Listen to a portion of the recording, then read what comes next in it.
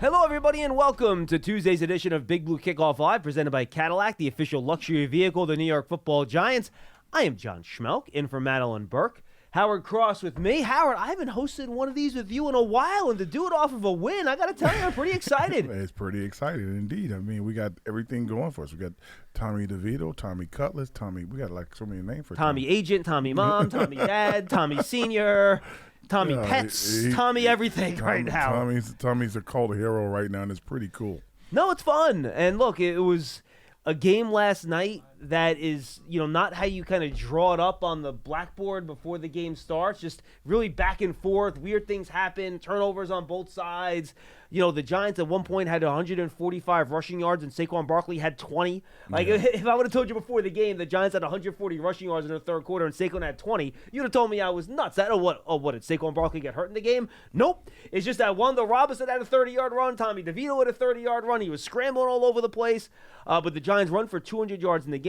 And then, of course, Tommy DeVito gets the ball back with under 2 minutes to go. And quite frankly, fairly easily drives the Giants down the field to set up a game-winning field goal with 4 straight completions. Green Bay had a lot of hiccups in the game. The Giants did a good job. They won the game. They made plays all over the field, which I appreciate. But Green Bay just totally hiccups everywhere. First off, Jordan Love can't throw the ball in the cold. Howard, his passes were all over the place. He couldn't. I'm telling you, he was throwing the ball. I'm watching him during the game. He's throwing the ball. He's looking down at his hand.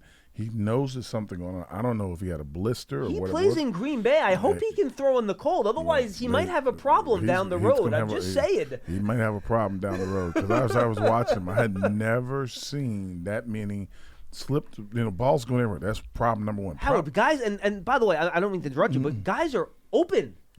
Yards of separation, high, to the left, to the right, low, just scatter shot. 100% agree. Go ahead. That's problem number one. Problem number two, books out on Tommy DeVito. Blitz him.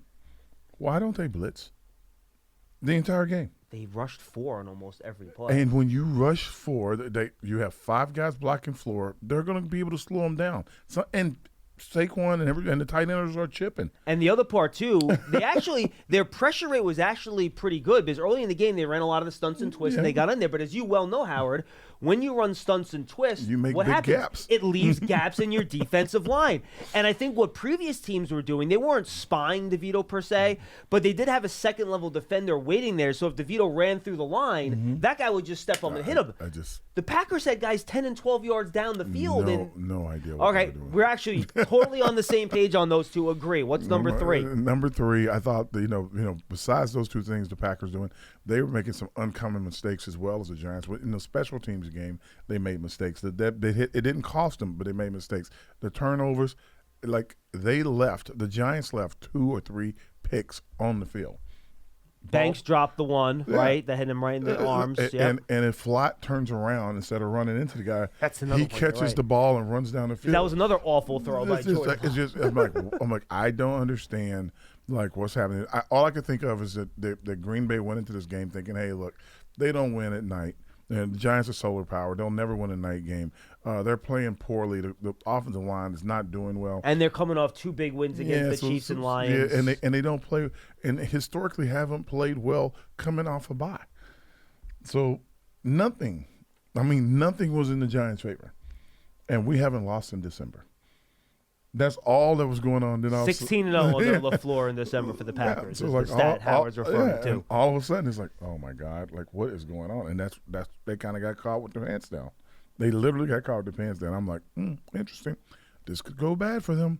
I kept saying the whole game. And it did, and they still managed to get the lead late in the game because of one of the most bizarre Saquon Barkley fumbles you'll ever see.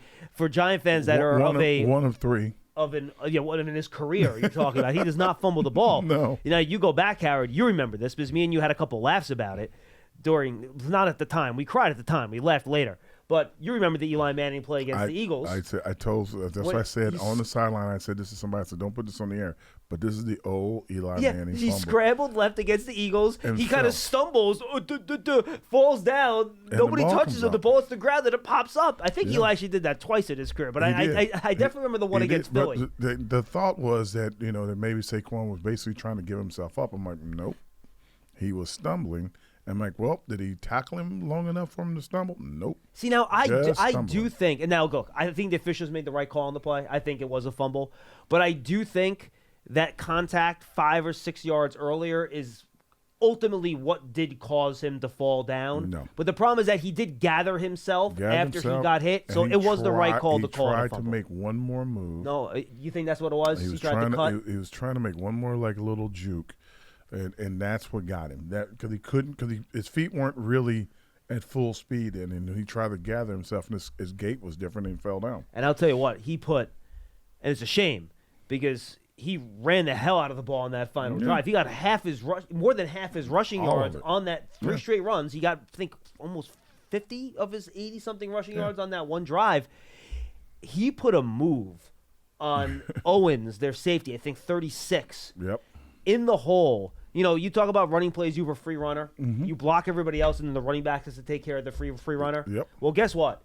That dude did not touch Saquon Barkley. He made him miss so bad in the middle of the field. And then for that, the Giants' defense ended up giving up a touchdown. And you can't really give the defense too much heat. They had held the Packers to so many field goals when they drove down the field earlier in the game.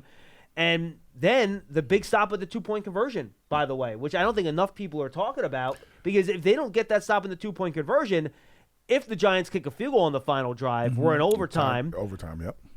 But, of course, the Giants did have time to still try to score a touchdown there, too. Yeah, So, but the 2-point conversion was a horrible play. I'm trying to remember what the play was, Howard. Remind me. They basically run number 11 across the formation as he comes back. Oh, the little end around. They did. The jet sweep. They do it. Right. It has merit out in the field because you have room.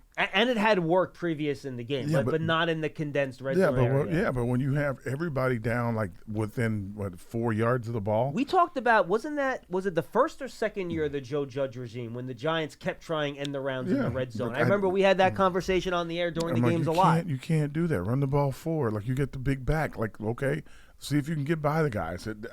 Or throw it. But if you try ending around, you give the entire defense a chance to go like, oh, there he is. We got him. When he's out in the open, if he gets a step on you, there's nobody there. And it's not like Jaden Reed's going to make contact with a linebacker and push him 2 yards into the end zone. Once he gets hits, he's going down. But if there's nobody there when you're out in the middle of the field, because he ran by Thibodeau. Thibodeau's out there. There's not another defender anywhere. You can't do that when you got everybody jammed up at the line. Because there's too many guys in the zone. Exactly. No, 100%. I agree with you. I'm like, that's okay. He's such a brilliant play caller. Anyway, so you could tell. I know you're not downstairs, but I'm sure Pearson notices watching the game on TV. They kept showing LaFleur after the Jordan Love bad throws, and he's just sitting there like this, because I'm sure he's thinking, I schemed the guy open. Come on, man, make the play. And you can tell a couple times he just kind of looks up at the sky like, really? It's really this night. Seriously? It's coming at us. This is not our day. Yeah. And it happens. Like I said, you catch a team you think you're supposed to beat and everything's supposed to go right. Unless you're out there doing what we used to do, let's get some stats. We can pad our stats. And I think that the receivers are open enough to pad stats. And I'll tell Wando could have had a couple other, and we'll talk about Wando Robinson, who, by the way, had his best game as a Giant. Yep. Over, I think, 115 scrimmage yards between his run on the Wildcat play and then the big play on the ball where he yanked the ball out of Saquon's hands. Yeah, it was. But it's funny when I saw it live. First, I'm like, did Saquon fake a fumble to try to get guys to look at him? Like, nope, it was just a bad handoff, and they almost fumbled the darn thing. It was not a bad handoff. He stuck the ball out. And one was like, okay, mine, and took it from him. Is that what it was? And Saquon's like, well, whatever it was. I thought he faked a fumble, too. Yes. I thought it worked perfectly. No, so did I. But then I looked at the replay, and then when I watched it on tape, and you could tell Saquon didn't want to give that up necessarily. And it's funny, Wandell, he kind of had the ball on his hip. He didn't have full control of it when he first got the ball because of what you're talking about. So that almost didn't go well, but it ended up working perfectly. I think it's kind of one of those things where he fumbled the ball, taking a handoff before. And he's like, not going to happen. But they gave a fumble to the quarterback, but they didn't give it to him. That was on the Wandell in the round, correct? Yes. He's like, not going to happen. Or jet sweep, whatever it was. Yeah, this is mine. He snatches it. I'm trying to see who made the really nice block on that play. I made a note. Cager. It was Cager was the guy that pulled around, and then there was a wide receiver that made a nice. I think it was Hodgins, but I want to give the right guy credit for it. It was Hodgins. Wildcat. Oh, Breida. It was Breida. Breida Came around because remember it was the full house backfield, and Breida led to the left. He came around. Cager had the block on the DeVito read option. Oh, okay. That's what it was. That was running to the right on the read option. Okay. Hodgins and Cager had the block on that. It was Breida that had the nice block on the Wildcat play to Robinson running to the left based on my notes here. I did watch the offense on tape. I did not have time to get to the defense yet this morning. I'm on like 3 hours of sleep, so if I'm a little incoherent, I apologize. All right, I'm going to get to the calls here, Howard. Anything else you want to point out about the game before we go? Bellinger has a great game. No, he's going to go unheralded, but he has a good game blocking. He did block well. I agree. Catch the ball in a couple of nice spots, get a couple first downs. Give the tight ends a little love. He's doing a good job in holding it down. And by the way, I thought the Packers again got more pressure than people realized, but most of that pressure came inside. I want to tip my cap to Tyree Phillips. Yeah. We talked a lot about Rashawn Gary before the game, and he was pretty darn quiet. Now, he got some help with chips and stuff like that. I was about to say, them chips didn't look nice. They were hitting him in the ribs. Yes, but when he did get lined up one-on-one, I thought Tyree Phillips held up pretty well against Gary. He did very well against him. So I was very impressed by that. Good job, Tyree Phillips. Join us on Sunday, December 17th at Tommy's Tavern in Clifton, New Jersey to watch the Giants take on the New Orleans Saints. Enjoy Modelo drink specials, meet a Giants legend, and enter a raffle to win game tickets and more. Visit Giants.com/Bar Network to learn more. Howard, do you have any big Saturday night plans on Bourbon Street down in New Orleans? No, none at all. What time's the game, 1 o'clock? It's at 1 o'clock. Yeah, I'm going to be sleeping.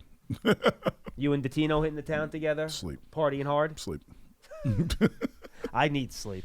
And also, go subscribe to the Giants Huddle podcast, folks. The episode up there right now, Howard Cross talked to Madeline Burke right after the game for a little rapid reaction. So we kind of get their take on exactly what happened in the game. We'll check that out.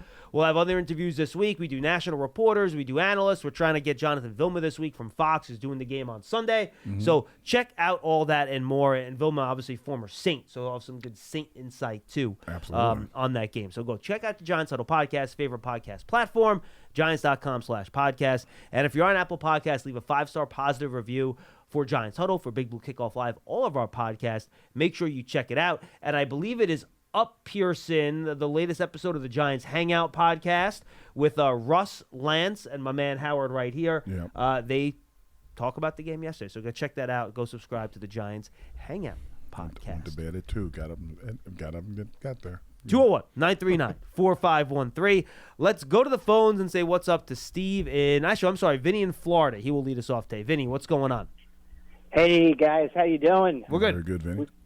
We got another vitamin W, and this one was sprinkled with a little B12 for high energy. I mean, this is a super exciting game. Hey, you play to win the game. The Green Bay played the game they did. We took advantage of it. I'd like to make a couple of comments on the defensive side and then have some comments on the quarterback on the Giants side. But sure. First of all, defensively, I thought Banks played a great game. Mm-hmm. When you talk about that interception, it could have been, but it was a tough catch. He got his hands on it, but he was, laid out horizontally to get that interception. So it would have been a great catch if he made it. I also thought Adoree Jackson made some good tackles. I thought Azeez Ojulari, I'm curious to what you guys' comments on. I thought he had his best game, Ojulari. Since he came back from his injury, for sure. Yeah. You would say so? Okay, yeah, you agree for with sure. that? Mm-hmm. And then I'm curious. I didn't see a lot of Dexter in the game. He was limited snap-wise. He played around third. I have to look it up again. I looked at it yesterday. He played, let's see, I got the game book in front of me here. When you have a hamstring, he had a very nice pitch count. Yeah, so he had him on the pitch count. He played about half the snaps he usually played. I think he finished with about 31 or 32. Let me see here. Dexter Lawrence finished with 29 defensive snaps. And by the way, even with only 29 defensive snaps, he still led the Giants in pressures in the game because he's a freaking monster. He's a monster. Yeah. Now, I saw some plays toward the end that he wasn't in, and I was just crossing my fingers that Ashawn and Nacho would hold up, and luckily they did. One area I wanted to ask, Howard, your expertise. Kayvon's Thibodeau is playing good, but I've noticed a couple of times when a wide receiver goes in motion, he seems to not catch that, and those end arounds go for yards. It happened yesterday, but it also happened a couple of times. Is that something he needs to learn how to identify that? Kind of, can you explain how a player gets better at that? It's a good question. It's a good question. He'll get better at it, but you have to also understand, it's a lot of window dressing on those plays. So there's either you have to take the idea that you're going to go up the field 5 yards straight. And when you say that, you mean a lot of motion. Yeah, to try to confuse your pre-snap. Yeah, so it's like you have to take the idea, I'm going to go field 5 yards straight, and I'm going to sacrifice any play that I could make inside of me. And that's what you'd have to do. One time Ojulari did. Ojulari kind of came off the ball. He kind of wandered up the field like he wasn't sure what to do. And it caused the play to have to cut back inside, and everybody got to him and made the tackle. You have to do that. And it's not in their nature to do that. They're supposed to be coming down the line, making the play from the backside. Right. If they don't get to the guy from the backside, usually that guy gets another 5 yards. So they're working on that part of it, but they have keys and reads, and when you send a lot of guys in motion, one guy shifts out, he comes back, the next guy rolls around behind the quarterback. You have to get your eyes up to try to see where he's stopping, and if he's going to get the ball, and it's hard. It's almost like an RPO where the end has got to make a decision. Am I going for the running back or am I going to the quarterback? Read option play. It's almost like the old days when it was straight option. That's what it's almost like. You just got to figure it out. And it's hard to do because there are three guys touching the ball literally almost. You have the quarterback who's holding the ball, the running back who's doing the dive or the outside play, and the receiver who's coming around behind him. And by the way, the Giants caught Rashawn Gary on a play similar to that on the read option. He's the one that he got caught crashing inside on Saquon on the DeVito keeper that went outside for 30 yards. Yeah. So it's hard, to your point, for these edge players to kind of make those decisions. The commitment's big. Yeah. Yeah. So I want to transition over to the offense. I was wrong about Danny DeVito. I thought Tyrod should have got the start, but I'm glad they made the decision they did. I guess they want to know about a second-string quarterback because they have cap implications for that. So I'm glad they made the decision. I wasn't aware when I called last week and spoke with Howard and Madeline that Dave had already made that announcement. Yeah. But, in fact, in regards to this game, all the things that Tommy did, 360-plus yards, total yards. Yeah. I thought his pocket awareness was much better. It was like he had a clock in his head, and boom, at a certain point, he didn't wait to get scrambled. He moved out of the pocket, and sometimes he got caught for a 4 to 6 yard gains, and sometimes he ran well. So I thought that pocket awareness was better. And he stepped up in the pocket, Vin. He didn't go sideways. He didn't go backwards. He stepped up in the pocket, which was good. Yeah. And I thought the other thing I thought was great was the sustained drives.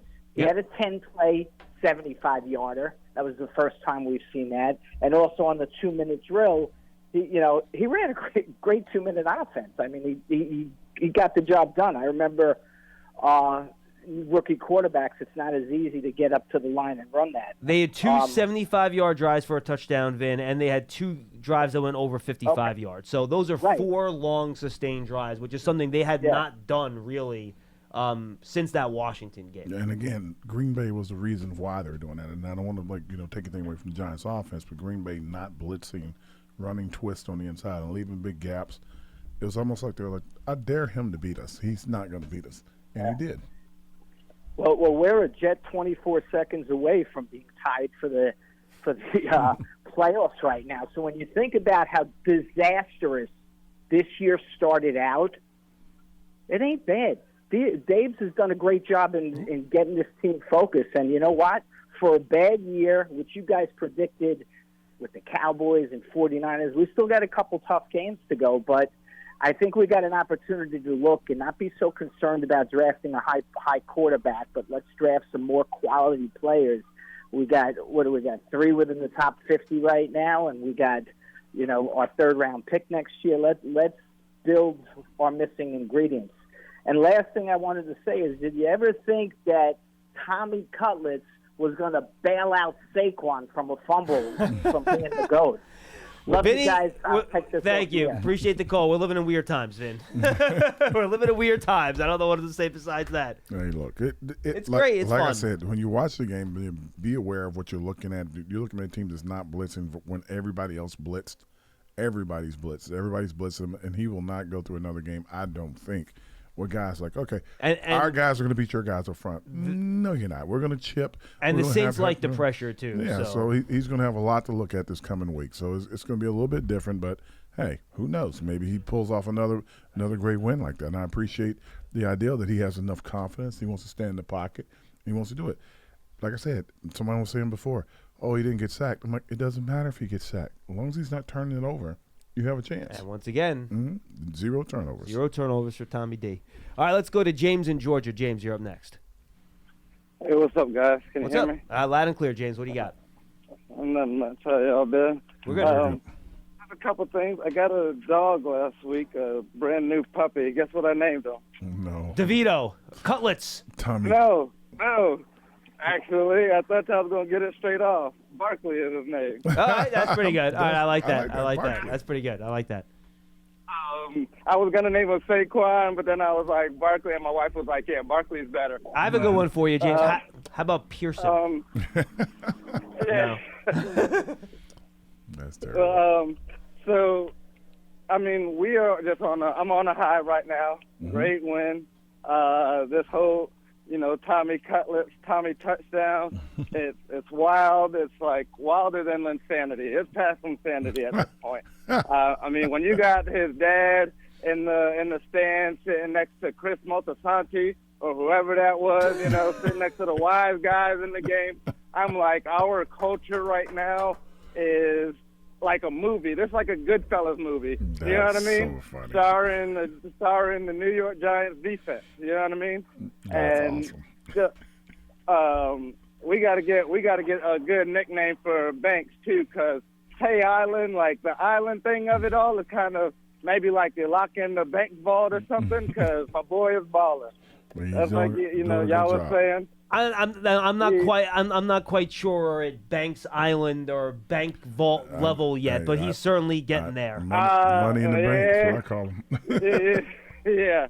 He's definitely getting it. He's on his way. Now, I would definitely say prefer he does not let the player get 3 yards behind him before he recovers to knock the ball away. I would prefer not to play it that way particularly, but I will take the pass. Great job. I will say this. Absolutely. He knew where he was on the field. He did an awesome job staying collected, getting his head around to locate the ball and knock it away, something he has struggled a little bit with this year. So that was a really nice job out of him. There's a couple more winks called a great game. They made their adjustments at halftime because you see the corners were playing really far off in the first half, and it's like, guys, we're going to play up a little bit more and look for the ball because the ball is just floating everywhere. On that one with Slot, I'm saying he reverted back to his technique when he got beat, and when he seen the guys' kind of arms a little bit go up because they didn't really go up, but when he seen the guy turn around to kind of look for the ball, he tried to play through his hands.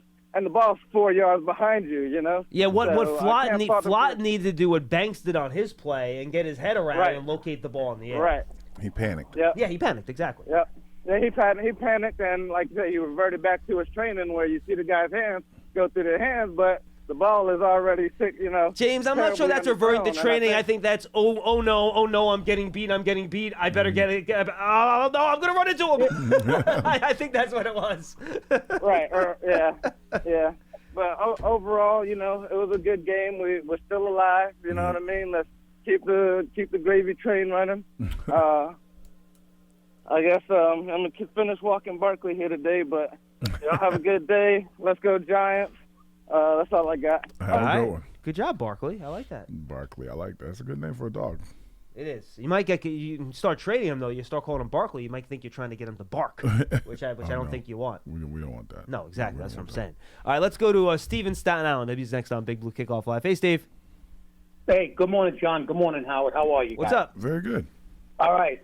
Listen, I'm definitely on a high. I got to tell you, what a game last night. It was so nice to see the Giants, a win like that, actually go for the Giants instead of against the Giants. I mean, you guys know how many times this team's lost, and people left that stadium heartbroken at some of the way they Yeah, lost Steve, games. this felt like a game from last year where they did what it took at the end of the game to win. They did better in the red zone than the opponent. They won the turnover battle. They were better on third down. The quarterback ran the ball, right? Yeah. This felt like a 2022 Giants season and win. you got to remember that he's running the ball now because Tyrod's healthy. Before, And you know there was what, no though? backup. Yeah. And by the way, I thought the other thing, and Steve, just real quick, and then you can finish your point. I thought at halftime they made a great adjustment because I think it was pretty clear. Howard in the first half, the minute Saquon touched the ball, safeties are crashing, linebackers are crashing, and said, all right, well, hold on. How can we use this to our advantage? Well, all right, we'll run a read option off of that. We'll run a wildcat off of that. We'll run a flea flicker off of that, which, by the way, I can't believe Tommy DeVito tried to get that ball on the Rhombus in the double coverage. I can't believe that got caught, but God bless him, it worked. But I thought a really good adjustment at halftime, using their focus on Barkley as almost a decoy so you could use that to your own advantage. Kafka did a great job. You know what? I was going to say to that point, too, like you just mentioned, John, going back to last season, I think on both sides of the ball. And I got to tell you know who I got to give kudos to because it was so nice to see him step his game up. It's been a while since we said it, Azeez Ojulari. Between him, Dax, and Thibodeau, I thought they had a good game. I was reading something like 16 pressures just from the three of them alone. And you know what? Listen, I want to see Azeez be successful here. I mean, you put on a Giant jersey, you want the guy to do good. Obviously, leave it all out on the field. And I was happy to see that he had a couple of good plays yesterday, and he was in the mix for a few plays. And you know what? I hope he can continue it because why not? The guy plays for the Giants. You want to see him do well. And on the offensive side, Oh, by the way, Steve, he's super talented.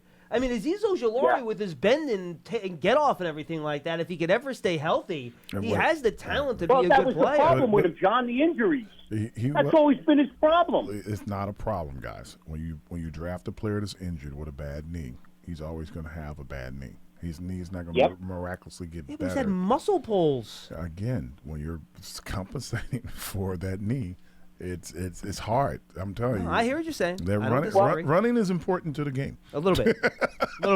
Listen, I got to just say, though, before I hang up, I have to say, on the offensive side of the ball, you know what? It was nice to see DeVito calm, poised, cool as a cucumber, just methodically making his plays, and you know what? It worked out perfectly. And I don't believe for 1 minute the Packers were expecting that kind of performance coming out of DeVito. I really think teams – you see, this is the beauty of what the Giants are doing right now, and I'm sure you agree with me, right? Oh, this team is better, that team is better, this team is better. You know what? Chances are they probably are better. But here's the one thing the Giants have that I can't say right now that any other team has had, is they're playing with house money. They're playing with house money. They're playing footloose and fancy-free, and they're winning games 3 in a row. And you know what? I really think they're going to beat New Orleans next week. And I'm going to tell you something else. Not that you should look ahead, but you watch that Seattle Eagle game next Monday night, and you see if the Eagles are the Eagles and just blow Seattle off the planet, or it's a down-to-the-wire kind of game. Because I think maybe the kink is in the armor with the Eagles. And if you're a Giants fan, I know we're not supposed to look ahead, but I got to tell you something. There could be an interesting game between those two on Christmas Day. That's all I'm going to say on that. Thank you, Steve. And you know what, John? I just want to say thank you again for taking my call. And Howard, as always, I absolutely appreciated the body of work you put in with Big Blue back in the day, brother. Thank you. Thank you. Thank you, Very Steve. nice. And by the way, let's not assume the Eagles are going to blow out the Seahawks here. I mean, the Seahawks were within one score of the 49ers in the second half this week. The week before, they were within one score of the Cowboys in the fourth quarter. So the Seahawks are not some bad football team here. Let's not make out they're no good. So, John, you haven't been here. A lot of these callers are wishing for the playoffs and the Super Bowl because Madeline promised a tattoo. This is all this is about. Wait, time out. This is all this is about. What happened? Madeline promised that if the Giants win the Super Bowl this year, she's getting a tattoo, a Giants tattoo. And I'm like, don't do that. Don't. Now every caller is like, I think we're going to win. I think we're going to win. I'm joking. Did you get into details on I don't want how large the tattoo is going to be? I don't like needles. Where it's going to be? I don't like needles. Well, you're not getting the tattoo. I know, but it still hurts me just thinking somebody saying, nope, out, nope. Do you think you can get her to commit to a neck tattoo? Oh my God. Oh my God. Every game they win, I look at her, I'm like, you said that on the air. Now, what was the actual bet? Super Bowl or No, playoffs? she just started, she kept going, let's say the Giants go to the playoffs. I'm like, Madeline, calm down. Wait, did she say a playoff No, appearance as a tattoo? No, she goes, I'll say it right now. If the Giants win the Super Bowl, I'll get a Giants tattoo. And I'm like, don't do that. Like, She specified this year? This year. All right, well, that's too Okay. bad. All right. Okay. You guys keep talking. Anything can happen. I'm not saying it's going to, but man, I would not be risking no parts of my body for nothing. I was gonna ask you, what would it take if your like daughter came to you and said, "Hey, Dad, do you want to get like matching tattoos? Any chance?" My daughter said that? No, if she did, yeah. If she came to you and said, "I want to get matching tattoos," it would be very, It's it would be very it's my important Bella, to me. Man. It's my Bella. It would be very important to me if we had met. Bella. So you would say yes to that? It's my Bella, man. Yeah. Oh, all right. I got to get word to her to make this happen. No, it's not gonna happen. And then if we can make it a feature for the website, Howard passes gets out. a tattoo. She passes out when she sees needles. I want to see him pass out in the chair getting needled. That's what I want to see. You can put it on Giants.com and the Giants terrible. mobile app. So 201-939-4513. Len in Columbus. I haven't talked to Len in what feels like a month. Len, you're really risking calling here. They've been winning since you stopped. I know. I hope I don't jinx him, John, but all I can say is to explain my absence. Sitting in the rain for 4 hours at that Jets game knocked me out for about 5 weeks. You were that sick, huh? Man, that stinks. I was in bad shape. I'm glad you're really feeling better. killed me. Yeah. Well, I may cough a little bit during the call, but I That's hope you can quite bear all with right. that. Hope you can bear with that. Okay. Hey, listen, nice win last night, but we may have caught Green Bay a little short. They may have been looking past us. They did not look good. But I'm going to give the Giants credit. They didn't look good because the Giants played well. Yep. And we did. One thing I wanted to just point out or say, I guess you guys have alluded to it already. The poise on that last drive, not just from Tommy, but the whole team. They look like calm, cool, and collected. They had an idea what they were going to do, and they just went out there and made plays. Very impressive. With Tommy leading us in that in that particular situation. You mentioned Phillips. We might want to think about re-signing Phillips. I'm not sure he can start in the NFL, but as we found out, you need good backups. Yeah, no, I'm with you on that. He's playing pretty well, and he did a nice job last night. You didn't hear Gary's name much at all. No, I totally agree with you, Len. I'm with you on that. Yeah. A little concerned as we go forward. Well, let me say one other thing. I think our health is helping us. Yeah, of And course. we're really in pretty good shape. Well, Len, here's the thing. People are especially on confused. defense, People especially are on defense. confused. Oh, He's got I me don't knocking on understand. wood, How are the Giants turning on at the end of the year? They're playing much better. Well, you're not bodies. playing the Niners, Cowboys, Bills, and Dolphins, Yeah. and you have your starting left tackle back. Saquon Barkley's back. You get Yeah. guys back healthy on defense. There you go. Guess what? When your best players are playing, your team's going to play better. It ain't Yeah, rocket yeah, science. No. Did we Yeah, come out yeah. of the game healthy too? Yes. Yeah. Was there one injury? No, that's good Yep, because we're healthy. I had heard something or read something about Flott heading for the X-ray room. Was that anything? Did you hear anything? I have about not Flott? heard anything injury-wise. I'm trying to Yeah. remember. I felt like there was one, but I don't recall what it is at the no one moment. I really think got- for the most part they came out of the game healthy. Well, Oshevsky, Yeah. I guess, would. Yeah, Gunnar Olszewski He went back left. in. Yeah, but I think he Yeah. went back in the game though, right? So yeah, I don't know. Yeah, but it is good to have good health, and I think it's going to help us down the stretch here, and hopefully we can stay healthy going into the off season, whenever that happens to be. I still got it in the back of my mind. Maybe maybe playoffs, but boy, next Sunday will be the biggest one of the year. That's going to be a big ball game down there. And then, Len, if you win And that the game, fourth- the next game's going to be the biggest game of the year. That's just the way it's going to go. Yeah, there you go. Particularly Every if you win. game's a playoff game from this point on. Yeah, there you go. Very well put, Howard. Couple of other players. Adoree Jackson really makes a difference. He's just a good player. And he's a smart player, and you could tell he's going to see what the other team's doing before they do it. Yeah, really. He's just a smart Great player. anticipation. And and the same thing with McKinney. Quietly playing every play and having a solid year. What worries me a bit, given their contract status, their replacements are not on this team. And boy, that worries me a bit. No, it's fair. They're both good starters. Yeah, they're good, solid starters. I hope we can find a way. I hope we can find a way to keep both of them. Good guys. Saquon, the guy's a stud. You put him on the field and it's a whole different team. I don't know what's going on with these things at the end of games, though. He has this knack of just weird things happen to him at the end of these games that they could be killers sometimes, man. It's weird. So far, yeah. so good. Hey, one other player that I want to compliment. You mentioned Breeda's name. You don't hear the name a lot, but that guy's a pro. Very solid. Everything. He just carries out his assignment. You give him the ball, and he's going to run for 4 or 5 yards. You ask him to make a block, like on that one play that you talked about, and he makes a block.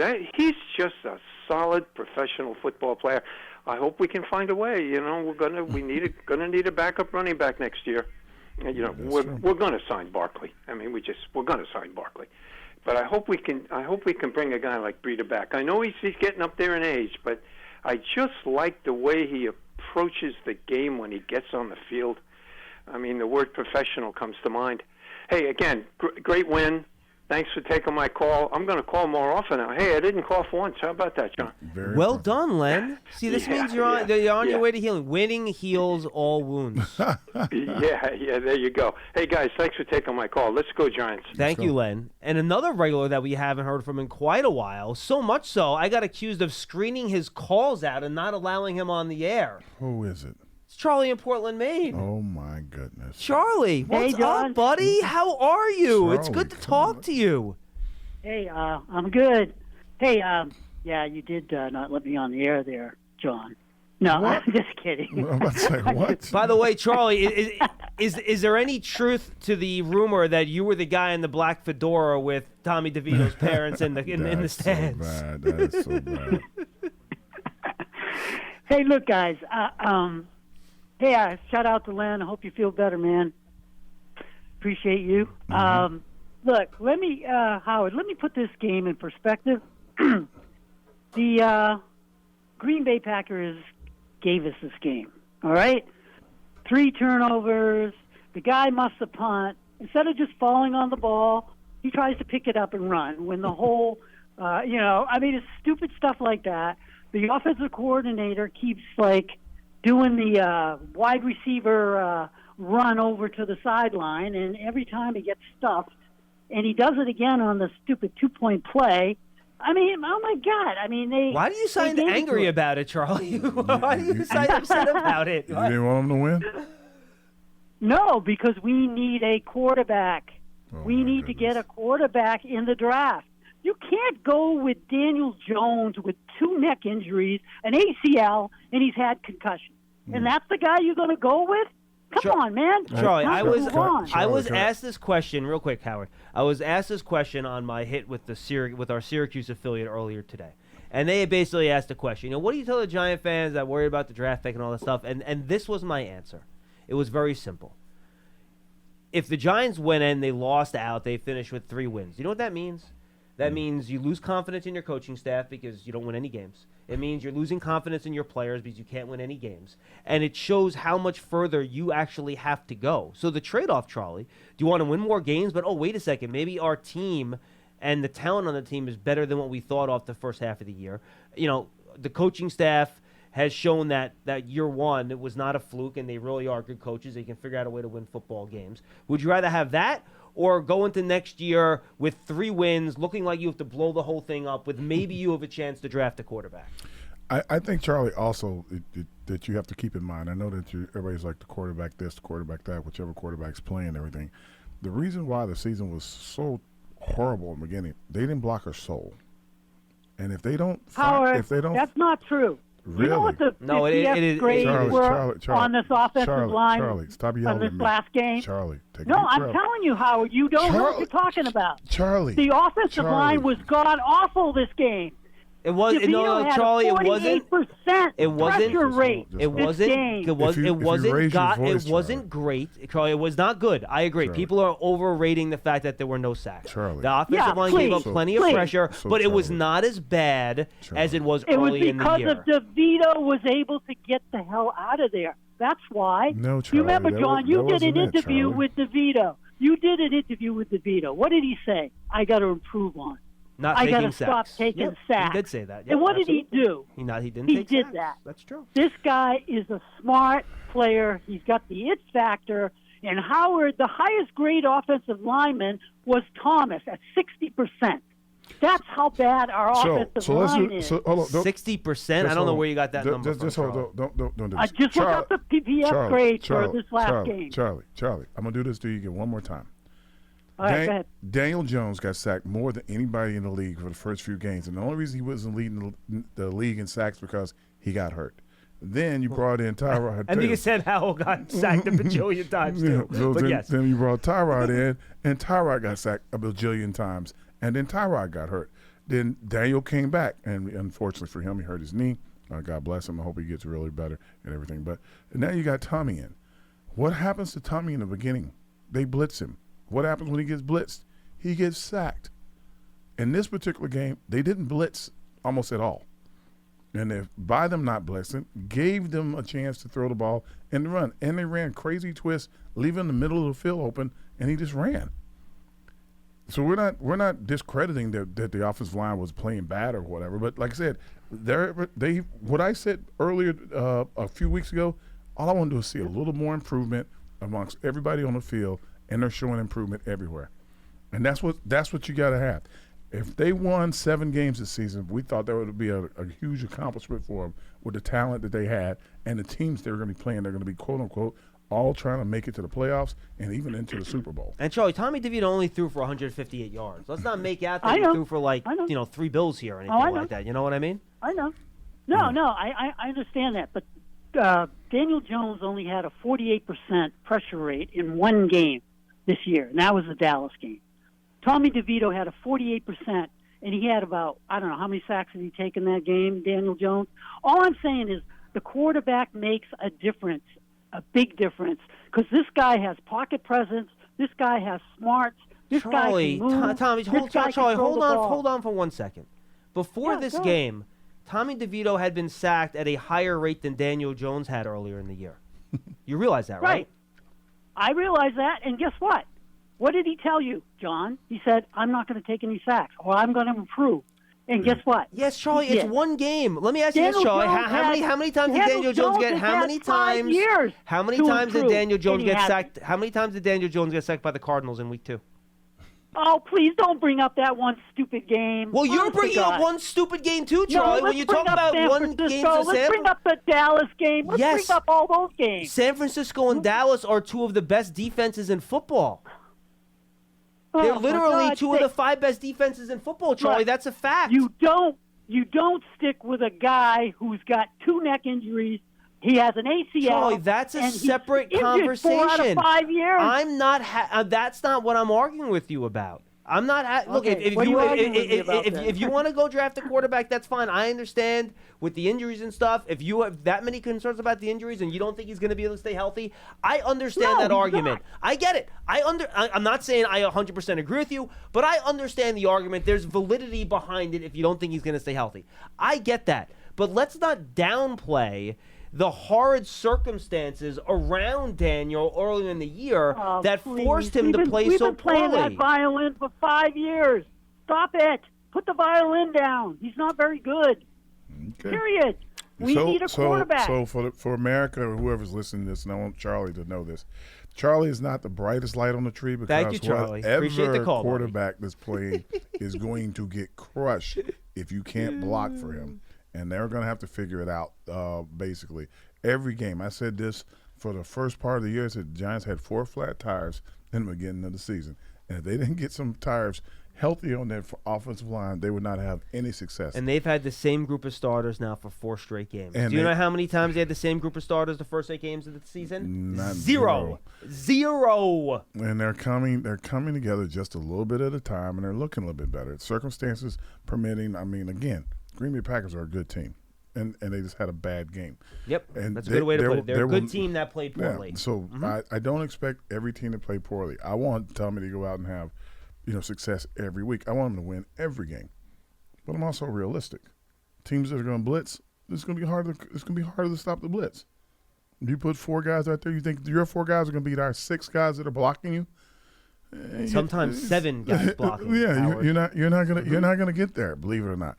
But if you think that you bring 5 or 6 guys, you can put us 1-on-1, we might have a few problems. Do you think Andrew Thomas is helpful to Tommy DeVito to have him there? Yeah, I think he is, but I also think I'm looking Probably, at Andrew Thomas right. with a knee brace on, and everything else is battling through it. Like you got guys out there that are fighting.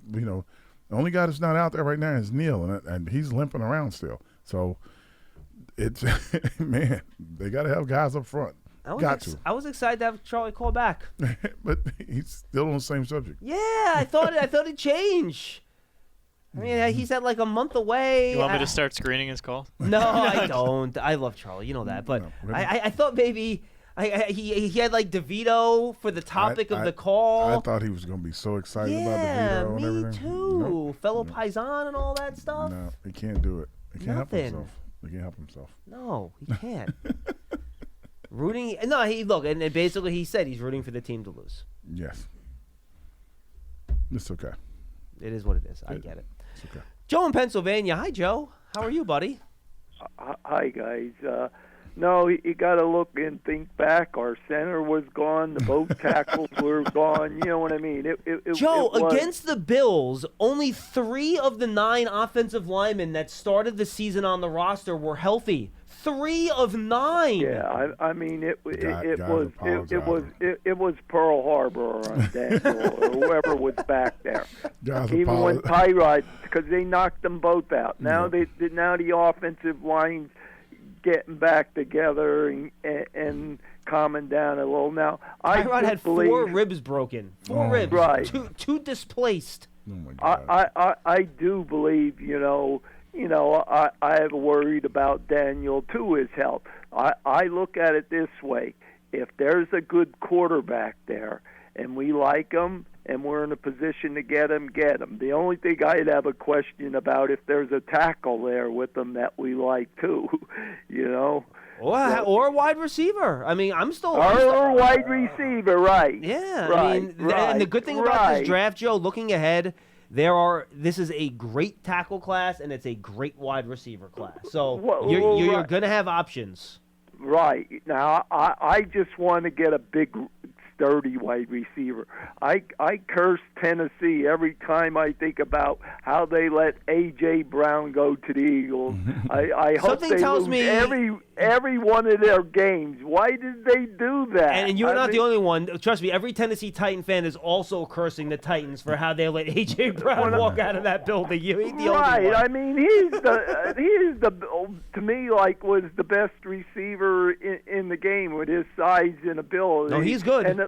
And they let them go. Who did they get for him? A first-round pick? Big deal. They got a Probably first-round ain't even pick, played. and they used on Treylon Burks, and that has not worked out. Who's ever the general manager is, I curse them. Like yesterday they won, but I could care less about them. I just want to, like I said, like Charlie, I do worry about our quarterback, but like I said, he had no chance there really early. So we just got to take the best player if there's a quarterback there or so. It proves with a decent line and the defense playing the way it is that we can win games. With even Tommy DeVito or how you say his DeVito. DeVito. Yes. I look at his family when they show them up in the stands. It looks like a scene from Rudy. His father even reminds me of Rudy's father. You know what I mean? It really does. Except it would have to be like whatever the Italian version of Notre Dame is. You know what I mean? It really looks like scenes from that. It is great there, for that. But what I want to call in on and say, we have to change. I don't know if Tommy has the chance to changed the play on that third down short yardage there. There's 10 guys on the line. Barkley has have no chance of getting the yard and a half. I mean, we got to change the play. I'd rather throw a pass or you fake it to the running back and hit a receiver or so. But yesterday, I think we were 0 for 3 on on third and shorts. They had a third and one in the first quarter that they did get, but then they failed on their next 3, I believe. Oh yeah, they even called a timeout on that one, and they changed it. But there was 10 guys on the line of scrimmage, and they met Barkley 2-3 yards in the backfield. Now, Joe, Joe, I think that's a good question, and appreciate the call. And I want to look to Howard here. Mm-hmm. They have had some issues on short yardage this year, on third and fourth and short. Mm-hmm. Break it down for me. Why? How? What do they do differently? The problem with it is, and I don't think people realize it, like if they're having problems blocking just normal plays, like let's say if you're having problems in first down, if a guy's running free on first down, and Barkley's having to adjust and dodge him in the backfield because he's free kind of up the middle or off one of the edges, it doesn't get better when you get more guys in the box. It gets actually worse. So now that guy's got help to be free. Some other guy can come free. So instead of one guy getting in the backfield, it's 2. The thing about blocking, again, you can't practice it every day because those days are gone. So now it's a lot of theoretical teaching and a lot of, hey, this is instructionally how you should be doing it. This is how you should be fitting to it. But unless it's kind of like some full speed contact stuff, it is hard to train guys, especially this late in the season. So fit blocking, double teaming up to the next level guy, it's all kind of hard to do because all the guy got to do is like, okay, I'm looking at you in the whole game. You've been in a 2-point stance because it's like, every team's in it now. The quarterback's in shotgun. Everybody's in 2-point stance. We're going to get down here in the 3rd and 1. You put your hand on the ground. You have no way to go but forward. The D linemen are jumping, turning their bodies. You go by them, and they step into the backfield. It's hard to simulate it. It's hard to practice it. It's hard. Now, if you choose not to try to blow them off the ball, then they blow you off the ball. You're in a 0-win scenario. So the only way to do it is like that's why you see more plays going to the edges on guys. They're trying to figure out a way to get to the edge, but still that guy that's in the middle that's jumping around, jumps around. He's in the backfield. There's actually a play where I think it was a nose tackle. I think it was like a 0 shade or 1 shade. Mm-hmm. And he timed the snap up perfectly, and he actually got into the backfield fast. He ran past the running back, getting the handoff to go after the quarterback. Like, how did that happen? He could have taken the handoff if he wanted to. How did it happen? How did he miss him? I'm like, he thought he would receive some resistance. Yes, he went too fast. He thought that there was some resistance. He saw people in front of him.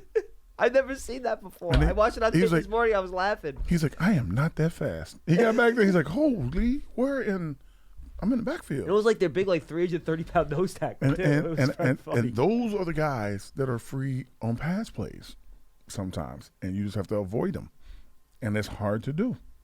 And the only way to avoid them is like there was a play where DeVito, I think they called a quarterback draw, and guys were in the backfield running past him. Yeah. And had to turn around and catch him from behind because they ran past him. They had to run up the field so quick.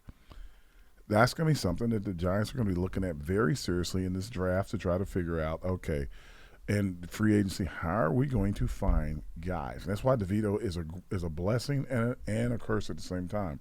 The blessing is he's a rookie quarterback, that's undrafted on a rookie contract. Blessing. Now you can bring in some free agents. Yep, I agree. Right, that's the curse. Whether it's a guard, whether it's a tackle, whatever. That's the curse. You're praying that one of these guys you bring in is going to be, okay, he's going to be what we think he is. An upgrade. Yes, and that's not always the case when they get here. We've seen that. Yes, they get the money. We've seen that. They come in and you're like, okay. I'm not going to list names. I don't want to get people upset. Let's go to Jeff in Rhode Island. We got 2 more calls before we say goodbye. Hey, Jeff. Hey guys, how you doing today? Good. Happy. Very good. Good. Very excellent. Happy for the win last night. I got to tell you, I had some choice words for Saquon along the way in that game last night. It happens. I'm going to be watching the replay this afternoon again, and it might happen again this afternoon. But I had a couple of questions for you. Sure. I didn't see much of Jalen Hyatt last night. Did he play at all? Is he injured or something? Or what's up with him? Yeah, you know what? I think they gave Hodgins some more carries. They were doing so well running the ball, and Hodgins is the much better blocker. And Hodgins and Hyatt play the same position in terms of like their wide receiver spot. Much better blocker. Yes. And he's a much better blocker. So that's my guess as to why we didn't see quite as much as Hyatt. Let me double check. And they threw the ball to him a bunch. He had a few catches. They weren't the long, deep passes. They didn't risk the ball throwing it way down the field because they were expecting more. But they got the ball to him in short, like some outs and some sidelines. Yeah, and Hyatt still played 64% of the snaps. He played 36 snaps, and Hodgins played 36. So they literally split those snaps equally. One of them was always on the field.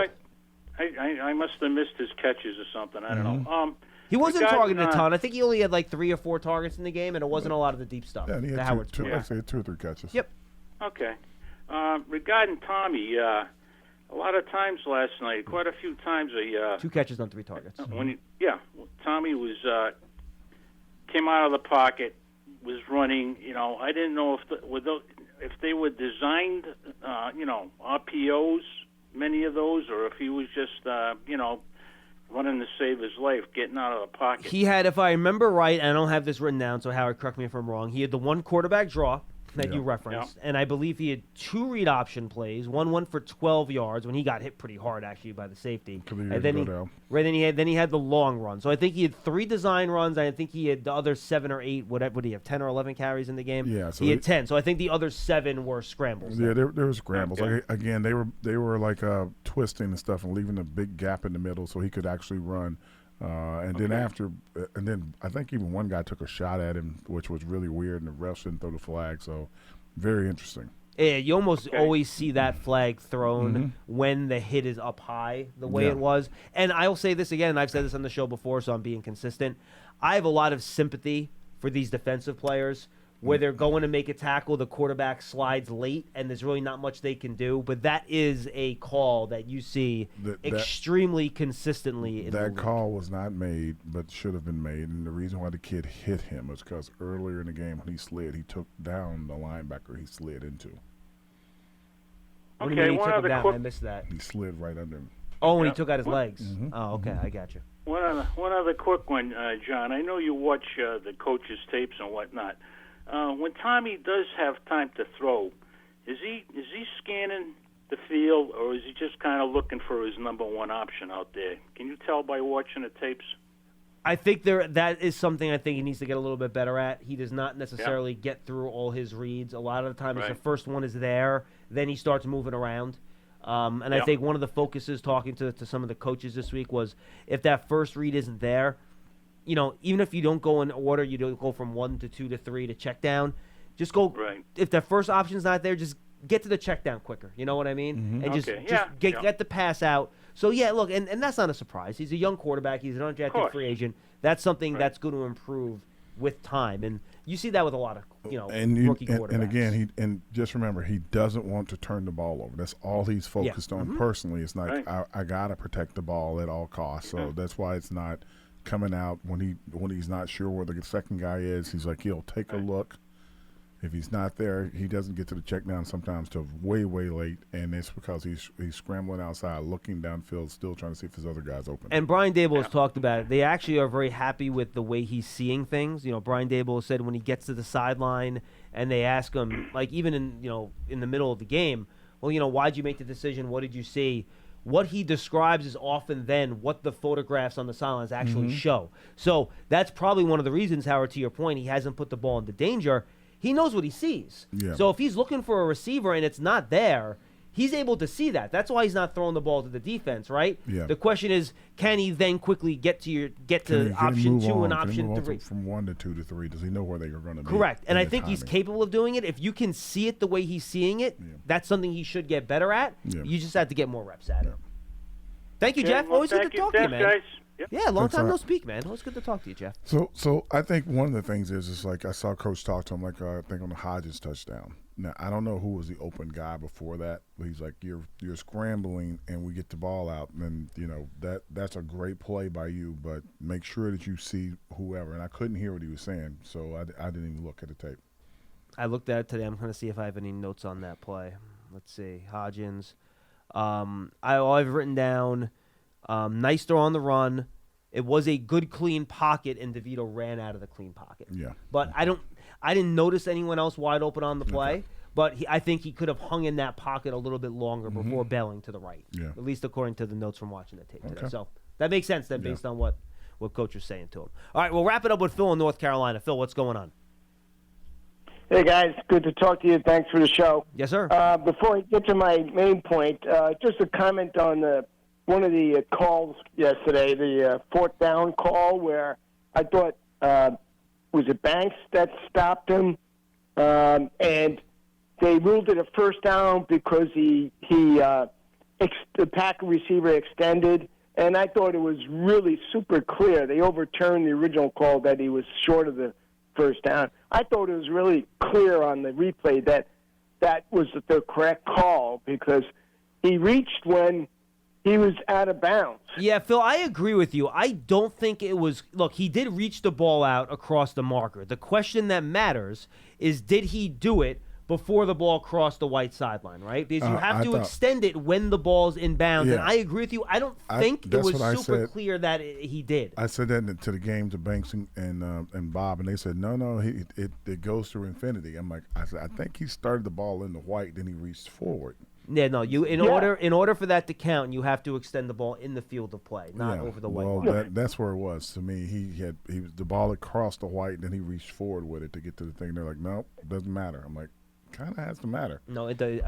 No, it does matter. They did used to be infinity at the goal line, and they modified that years ago. It's not infinity. That's why the ball has to hit the pylon, right? That's why on the end zone, if you hit the pylon, that's why the pylon's there to see if you get the ball in for the touchdown, right? Exactly. So that was done about probably 15 years, maybe more, maybe 20 years ago. They changed that rule. So that was a terrible call, and I was really super unhappy, and they scored on that one too. So, not good. But anyway, the main reason why I'm calling about is our scouting process for the offensive line versus the defensive line.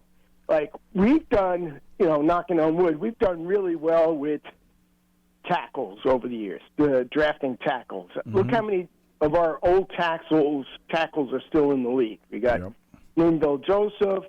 Every time I see Tomlinson, I miss him. Jonathan Hankins is still in the league too, man. Big Hank is playing for Dallas.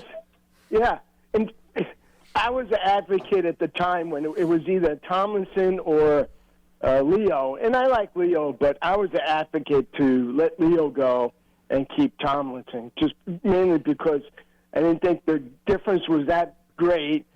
Tomlinson was similar age, and Tomlinson was cheaper. Now, in fairness, though, Phil, looking at it now, Leonard Williams the last couple of years has been a much better player than Tomlinson. So Leo ended up being the better player for a longer period of time. He has been. But okay, so but anyway, so we've done well. I think we all agree we've done well there, right? Sure. Offensive line, we've been horrible. It has not gone well. Yes, we're aware. Yeah, I mean, Kurtz have been a bust. I'm using the but. Hasn't been good. The two North Carolina State guards don't look very good. Evan has, is really slow in terms of. It seems like he's slow in terms of foot speed. And I just don't know what we're doing here. If we have to, whatever we're doing wrong. It's like the Seinfeld. Maybe we should do the opposite of what we're doing. Well, Phil, here's the thing. I think you have to reset the way you look at it from when Joe Shane got here, because he has made so many changes in the scouting department. It's all new people. This is not when Dave Gettleman took over from Jerry Reese. He held over a lot of the guys. He made some changes of minor. I mean, but if you look now at the scouting staff under Jerry Reese, it is last year compared to the one under Joe Shane. There's maybe 2 guys left out of 10. Like, it's not a lot, and everyone's different.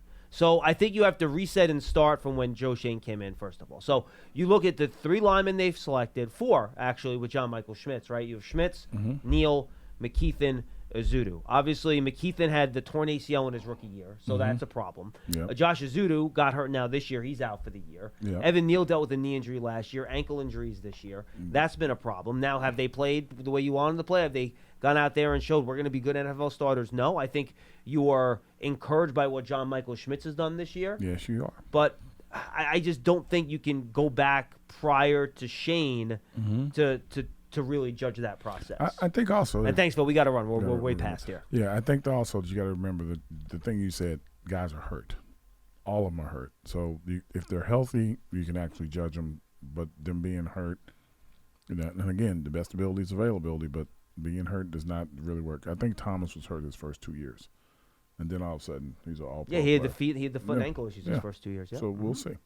Yeah, and remember, Evan Neal has only played 21 regular season games, I think 23 games overall, which is not even a season and a half yet. No. So hopefully whatever he's got going on that all season he either get it touched up, as they say, as we tuned up. And he's got to play better. He's got to play better. Yeah. John Michael Schmitz hopefully will improve in his second year, and maybe one of those two guards can step up. John Michael Schmitz will be stronger.